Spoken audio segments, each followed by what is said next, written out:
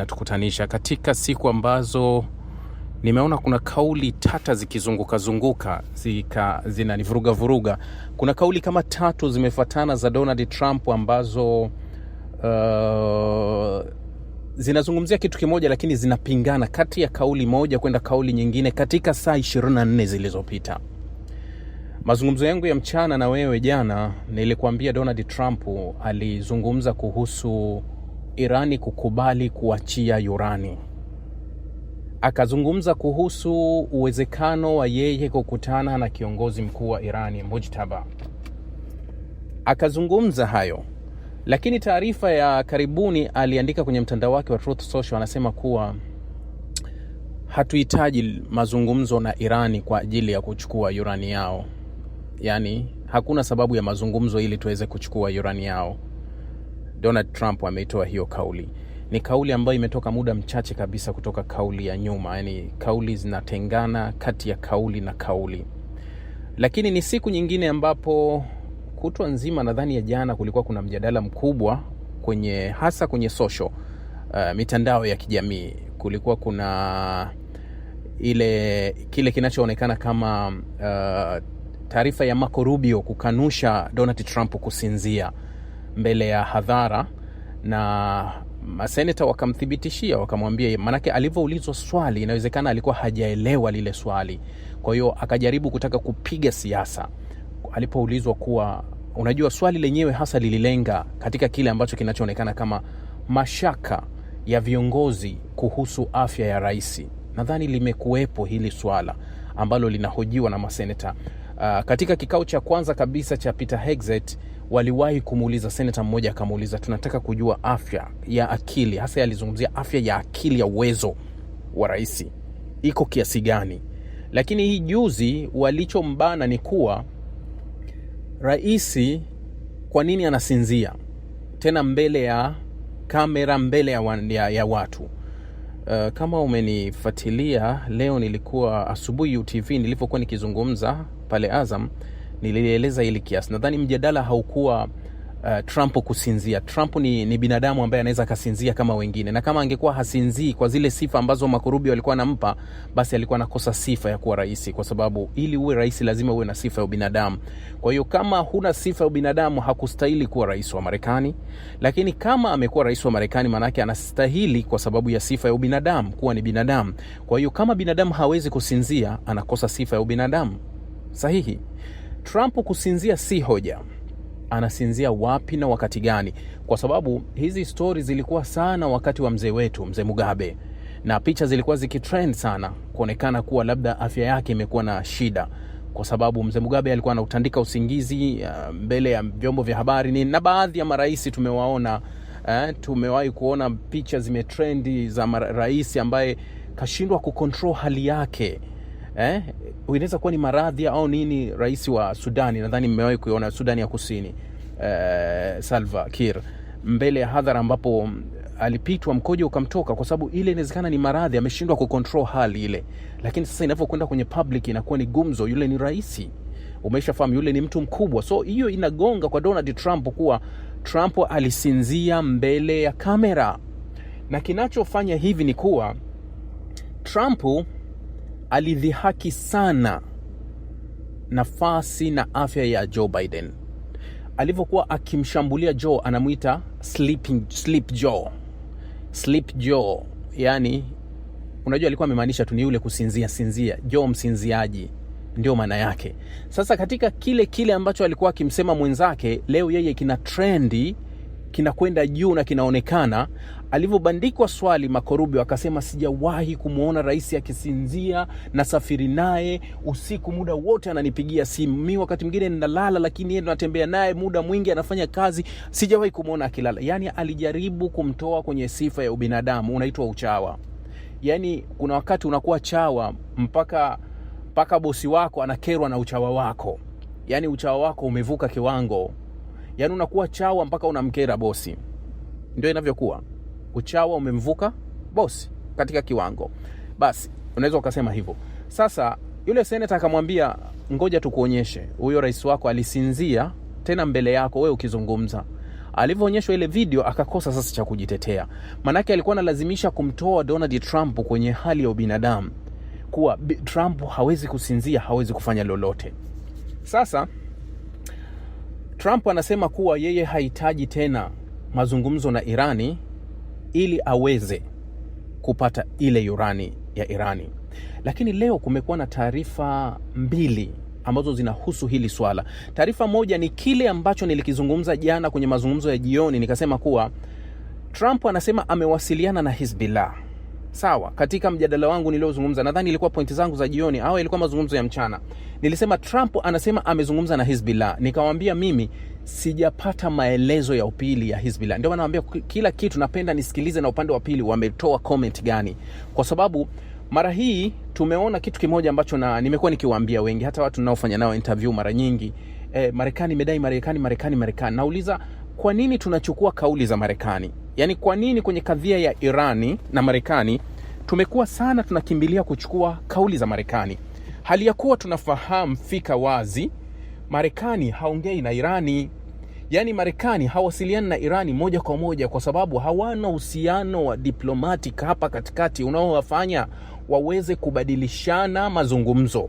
Yaani hakuna uhusiano uliopo katikati kati ya Marekani na Irani. Yaani ni tofauti kabisa na nchi nyingine unasema kwa tunaweza tukapigiana simu tukazungumza. No, katikati kuna Pakistan.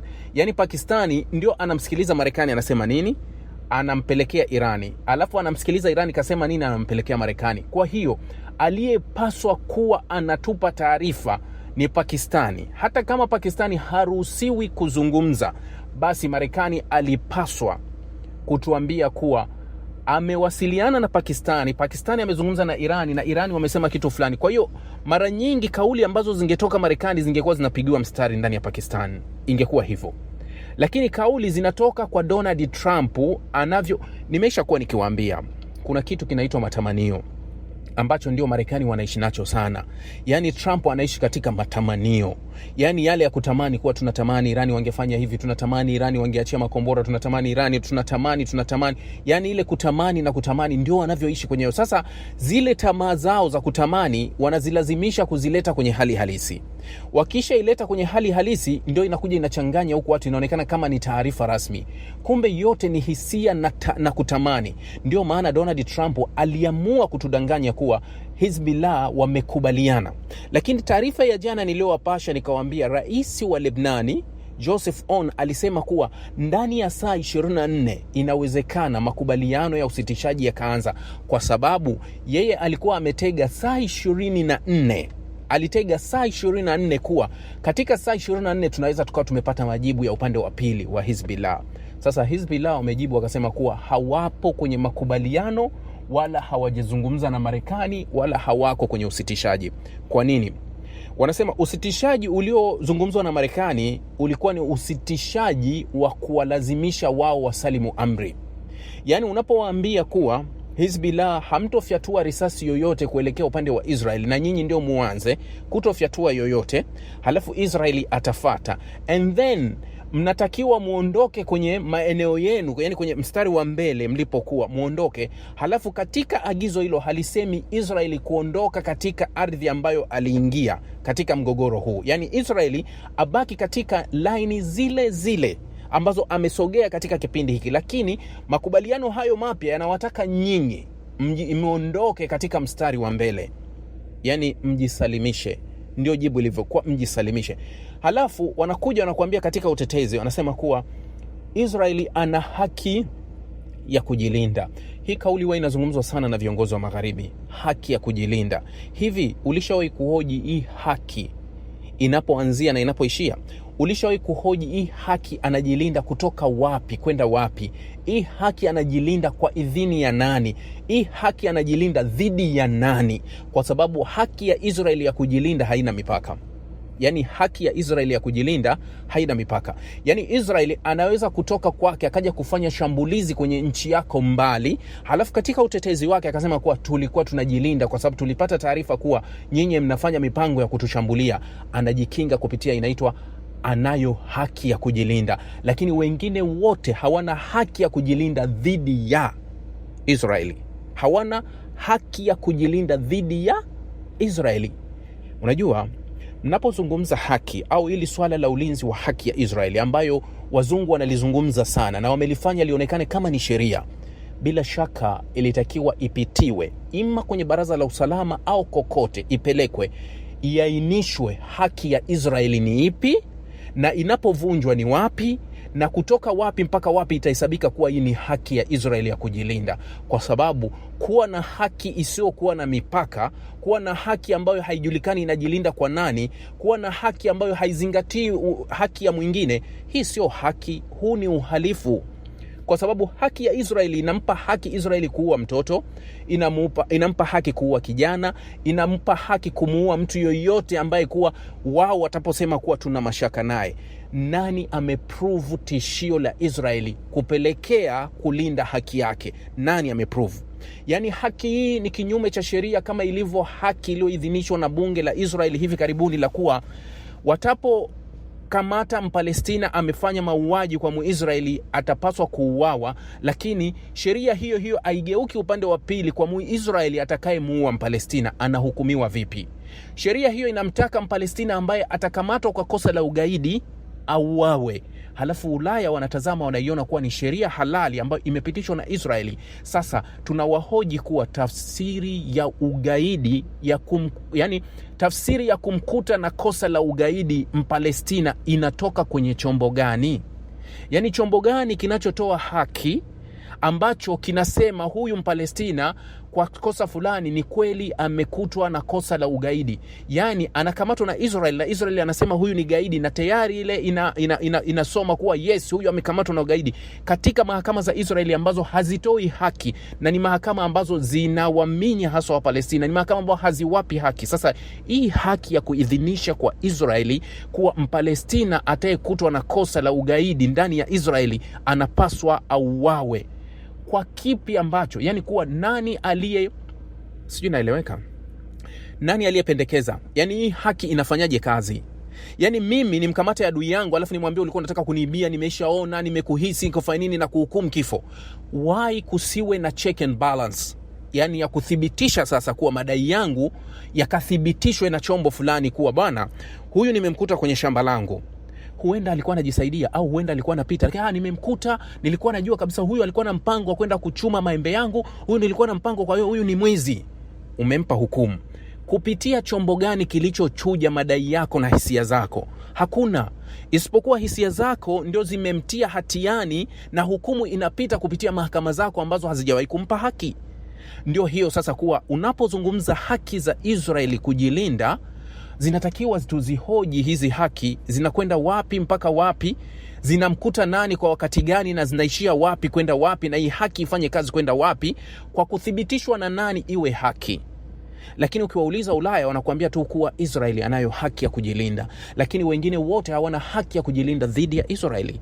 Sasa Naim Qasim, kiongozi wa Hizbullah, anasema kuwa hatupo kwenye makubaliano yoyote na hatutii makubaliano yoyote, kwa sababu makubaliano tulioletewa na Marekani, tuliopendekezewa na Marekani kupitia kwa wawakilishi, yani anakusudia kupitia kwa Amal Movement, kupitia kwa Nabi Berri, spika wa bunge, ni mapendekezo yanaowataka Hizbullah kujisalimisha mbele ya Israeli, watoke katika mstari wa mbele ambao walikuwepo, lakini wakati wao wanajitoa katika mstari wa mbele, Israeli atatakiwa kubaki pale pale kwenye ule mstari, au Israeli ana uwezo wa kuendelea kufanya mashambulizi pale anapoona kuwa ninahisia kuwa labda wajamaa wamejificha sehemu, naweza nikawashambulia tu, kwa sababu makubaliano haya ni yale yale ambayo yapo kwenye ile Board of Peace, ambayo unaona kuwa Netanyahu anatangaza kuwa tunaongeza ukaliaji wa Gaza kwa 70%, halafu kuna makubaliano ya kisheria. Makubaliano ya kisheria ambayo yameidhinishwa chini ya mkataba wa Umoja wa Mataifa na kupigiwa kura ya kisheria, lakini makubaliano yanafanya kazi kwa utashi wa Israeli, hali ya kuwa ni makubaliano ya kisheria. Kuna sababu gani ya kuwa na Umoja wa Mataifa? Kama kitu kilishatoka pale kikaidhinishwa kisheria, halafu leo kinafanya kazi kwa utashi wa Israeli, kwa sababu katika yale makubaliano kuna pande mbili, kuwa utekelezaji wa upande huu na upande huu, lakini hakuna utekelezaji wowote uliopo wa upande wa pili. Kuna utekelezaji wa upande mmoja, halafu upande mmoja unazidi kufanya ukiukwaji mkubwa, na hali ya kuwa makubaliano yanalindwa kisheria na mkataba wa Umoja wa Mataifa ambao haufanyi kazi kabisa. Hii nini? Yani hiki kitu unakitafsiri nini? Yani tafsiri yake unaileta kwenye nadharia gani? Unaweza ukasema hii tafsiri tuipeleke sehemu ambayo tuseme kuwa hii tafsiri inagonga sehemu sahihi. Hauipati tafsiri popote inapokwenda, huipati tafsiri yoyote inayozungumza hili swala, isipokuwa unaona kuwa dunia inasimamia uhalifu kwa nguvu zote kuhakikisha uhalifu unaendelea. Ndio iko hivyo. Sasa jana kuna taarifa moja nilipata kwa vyanzo ambavyo sio rasmi, lakini nikaiona kwenye vyanzo maalum, nikasubiri wa viprint out. Sipendi kuzungumza sana mambo yao, lakini kwa sababu hii taarifa imeandikwa na vyombo vya habari vya Bloomberg, imeandikwa na Reuters, lakini nimeona Khalij Times imeandika, Omani Observer imeandika hii taarifa kuwa Omani imeresume operation kwenye kituo chake cha uzalishaji wa mafuta cha Mina Al-Fahal. Nadhani kiko pale Mina. Hiyo ni Muscat kabisa. Kituo hiki kilipata shambulizi jana la droni ambazo hazijatajwa ni droni ilikuwa imepiga kutokea wapi, isipokuwa inataja tu kuwa kuna shambulizi lilipiga katika gati ambayo meli hutia nanga, ikapelekea kituo hicho kufunga operation. Kilitangaza kuwa kimesitisha uzalishaji. Hapo ni refinery ambayo inasafisha mafuta cha Omani, ambapo wastani kati ya pipa 800,000 mpaka 9 huwa zinazalishwa, inasafirisha hapo kwa siku. Kwa hiyo ilistopisha kwa jana, lakini vyombo vya habari vya leo vya ufalme vinathibitisha kuwa wameresume, yani wamerudisha usambazaji, yani wamesha rekebisha ule uharibifu uliotokea na wameendelea na operesheni yao ya kusambaza au ya kutoa tena mafuta kama kawaida. Irani hajadai kwenye lile shambulizi, wala upande wowote haujadai. Omani hajashutumu Irani wala vyovyote. Hakuna chombo cha habari ambacho kinasema nani kafanya hayo mashambulizi. Lakini kuna taarifa ambayo inaunganishwa na vyombo vya habari vya Magharibi. Eleweni. Taarifa ya vyombo vya habari vya Magharibi inasema kuwa Irani jana ilisema ilikuwa imefanya shambulizi kwenye meli ya Kimarekani iliyokuwa inatia nanga karibu na pwani ya Omani. Msichanganye madudu, msichanganye vitu, kwa sababu kuna wakati huwa napenda kulizungumza hili. Unaponileta Middle East, umenileta kama nyumbani kwangu, kwenye nyumba yangu. Yani ninajua chumba hiki kuna alama gani, najua hiki kuna nini, nafahamu hiki kiko wapi. Yani sina shaka na hilo. Unaponileta mimi hapo, nafahamu kila kitu kiko hapo. Sasa wakati Omani wanasema kuwa yani wakati Irani wanasema kuwa, taarifa inasema kuwa Irani walifanya mashambulizi, Irani walifanya mashambulizi kwenye karibu na pwani ya Omani. Hii haizungumzii Mina Al-Fahal, inazungumzia Hasab, eneo la pili la juu kabisa karibu na Hormuz. Ndicho ambacho wanachokizungumzia, yani kule juu Madha. Hawazungumzii Muscat. Unapozungumzia Mina Al-Fahal kwenye hili shambulizi lilipotokea, kwa sababu nilimsikia mshambuzi mmoja anasema kuwa imepigwa ile pale Irani ambapo walikuwa karibu na Hormuz. Ni haelewi hicho kitu kiko wapi.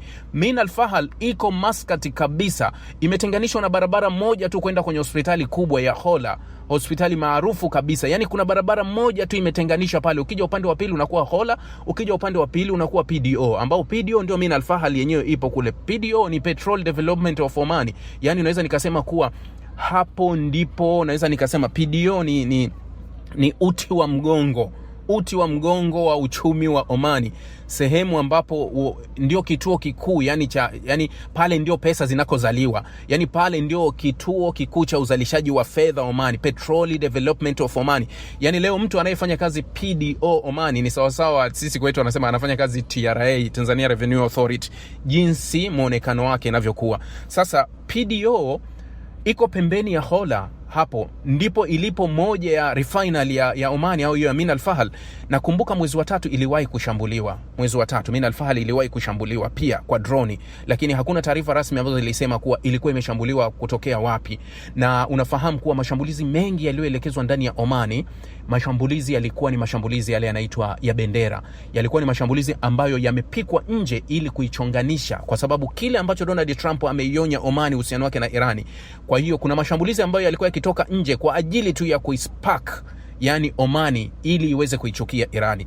Kwa ndio maana unaona Omani hawajatoa sauti yoyote kushutumu lolote mpaka hivi sasa. Lakini Omani pia wametoa tamko juzi la kukemea mashambulizi ya Marekani pale Irani hivi juzi, katika mashambulizi yaliyopiga kwenye kituo chao hapo cha Hormuz na kituo kingine hapo ambacho kilichukuliwa katika mashambulizi hayo. Kwa hiyo kumekuwa na hilo. Sasa Omani PDO wanatangaza kuwa wamerejesha operation ya uzalishaji wa mafuta. Kwa hiyo hilo swala limekaa kimya, lakini hawajatoa taarifa hasa ni nani ambaye amefanya mashambulizi au nani aliyerusha drone ambayo ilikwenda kupiga katika sehemu ambayo meli hutia nanga na kuchukua mafuta pale Min al-Fahal. Kwa hiyo hapo baadaye tutajua, lakini kikubwa kuwa hali bado ni shwari kabisa na Omani, wala isiwe hofu kuwa labda kuna mashambulizi yanaelekezwa Omani. Kama kutakuwa na mashambulizi yoyote yatayoelekezwa Omani, yatakuwa ni mashambulizi ambayo yanatoka upande wa pili. Upande wa Israel na Marekani ndio wana uwezo wa kuishambulia Omani, lakini Omani haiwezi kupata mashambulizi kutoka Irani kwa sababu Irani haioni Omani katika nadharia ya tishio lolote. Omani si tishio lolote kwa Irani kwa sababu nchi zingine za Ghuba zimepata mashambulizi kutoka kwa Irani baada ya wao kujinasibu na kuonekana kabisa kuwa ni tishio la wazi kabisa moja kwa moja kwa Irani, kwa kambi za kijeshi za Marekani zilizopo ambazo zinaratibu shughuli za kufanya mashambulizi upande wa pili wa Irani. Sasa Omani hajaruhusu hicho na hana hicho ambacho kinaratibu shughuli za mashambulizi kuelekea upande wa pili wa Irani. Juma Karim, asanteni sana.